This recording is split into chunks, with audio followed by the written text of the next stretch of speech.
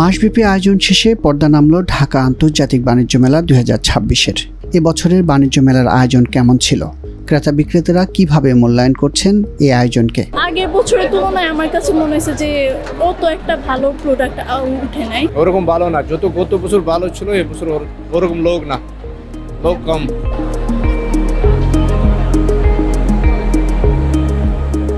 ঢাকার পূর্বাঞ্চলে অনুষ্ঠিত আন্তর্জাতিক বাণিজ্য মেলার এবারের আয়োজন নিয়ে নতুন কিছু না পাওয়ার অভিযোগ করছেন ক্রেতারা। এভরিয়ারে বাইরের স্টলগুলো থাকে এবং ভ্যারাইটিস আইটেমগুলো থাকে, বাংলাদেশি অনেক নামি দামি ব্র্যান্ড থাকে, বাট এই বছরে না এরকমটা নেই।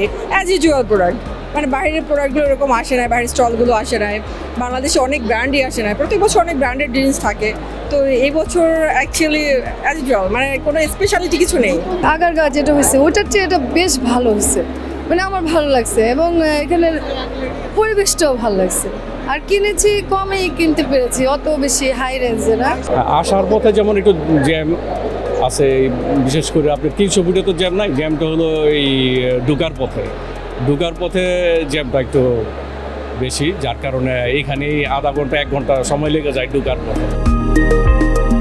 আর বিক্রেতারা বলছেন এবারের মেলায় দেশি বিদেশি দর্শনার্থীরা তুলনামূলক কম, তাই বিক্রি ও ক্রয়াদেশও কম। বলার মতো কেউ আসলে আসে নাই, মানে যেটা ইন্টারন্যাশনাল ট্রেড ফেয়ার যে আশা করে আসলে হয় সেরকম ক্রেতা আমাদের একদম নাই বললেই চলে।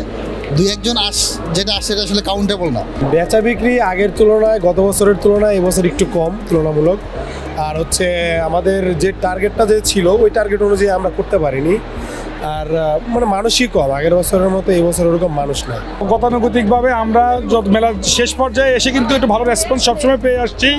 এবারও কিন্তু তার মানে আপনার সেরকমই হয়েছে, কিন্তু প্রথম থেকে আমাদের মানে আমাদের প্রত্যাশা আমাদের ছিল সেটা হয় নাই। তো শেষ পর্যায়ে এসে সেটা আমরা কভার করতে পারি না, আমাদের যে টার্গেট ছিল সে টার্গেট আমরা বুঝতে পারি নাই। যদিও মেলার সমাপনী অনুষ্ঠানে রপ্তানি উন্নয়ন ব্যুরোর পক্ষ থেকে জানানো হয় এবছর মেলায় বিক্রি 3.42% বেড়ে মোট বিক্রি দাঁড়িয়েছে 393 কোটি টাকা, আর রপ্তানি আদেশ এসেছে 224 কোটি 26 লাখ টাকা। এবারকার বাণিজ্য মেলায় অনলাইনে বিভিন্ন ক্যাটাগরিতে স্টল এবং প্যাভিলিয়ন স্পেস বরাদ্দ করা হয়েছে।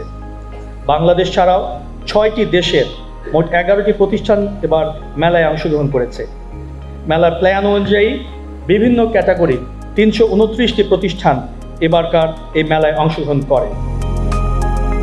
সমাপনী অনুষ্ঠানে প্রধান অতিথি বাণিজ্য উপদেষ্টা শেখ বশিরউদ্দিন জানান, বাণিজ্য মেলার পরিধি বাড়ানোর পরিকল্পনা করছে সরকার। অবকাঠামোগতভাবেও আমাদের এই যে এই হল যেখানে আমরা এটা আয়োজন করছি এটারও সক্ষমতার সীমাবদ্ধতা রয়েছে।